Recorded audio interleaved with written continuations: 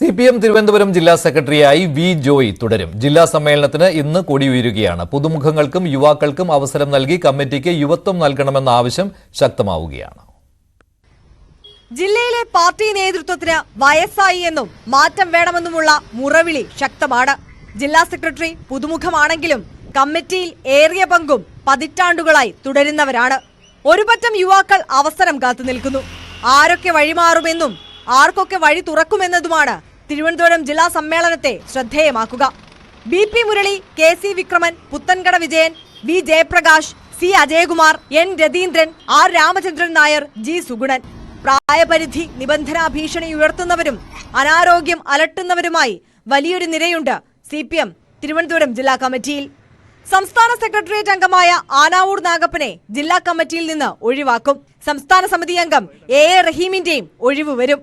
3 term area സെക്രട്ടറിമാരായിരുന്ന പാളയത്തെ പ്രസന്നനും വിതുരയിലെ ഷൗക്കത്തലിയും ജില്ലാ കമ്മിറ്റിയിലേക്ക് ശക്തമായ അവകാശവാദം ഉന്നയിക്കുന്നവരാണ്. MLA മാരായ VK Prashanth, G Stephen, OS Ambika എന്നിവരും ജില്ലാ കമ്മിറ്റിയിലില്ല. ഏരിയ സെക്രട്ടറിമാരെ ഉൾപ്പെടുത്താനാകാത്തത് കഴിഞ്ഞ കുറെ വർഷങ്ങളായി ജില്ലാ കമ്മിറ്റിയുടെ ന്യൂനതയായി ചൂണ്ടിക്കാട്ടുന്നവരുണ്ട്. ഡിവൈഎഫ്ഐയുടെ മുൻ ജില്ലാ ഭാരവാഹികളായിരുന്ന വട്ടപ്പാറ ബിജു, ആറ്റിങ്ങൽ പ്രദീപ്, ഡിവൈഎഫ്ഐ ജില്ലാ പ്രസിഡന്റ് അനൂപ്, മഹിളാ അസോസിയേഷൻ നേതാവ് ഷീജ തുടങ്ങിയവരും അവസരം കാത്തിരിക്കുന്നു. 40 വയസ്സിൽ താഴെ പ്രായമുള്ള യുവതി എന്ന പരിഗണനയിൽ മേയർ ആര്യ രാജേന്ദ്രൻ ജില്ലാ കമ്മിറ്റിയിലെത്തും. Thiruvithamkoor Devaswom board president PS പ്രശാന്തിനും സാധ്യത ഏറെയാണ്. വർഗ ബഹുജന സംഘടനാ ഭാരവാഹികളെയും യുവാക്കളെയും പരമാവധി കമ്മിറ്റിയിൽ ഉൾക്കൊള്ളിക്കണമെന്നാണ് സംസ്ഥാന നേതൃത്വത്തിന്റെ നിർദ്ദേശം.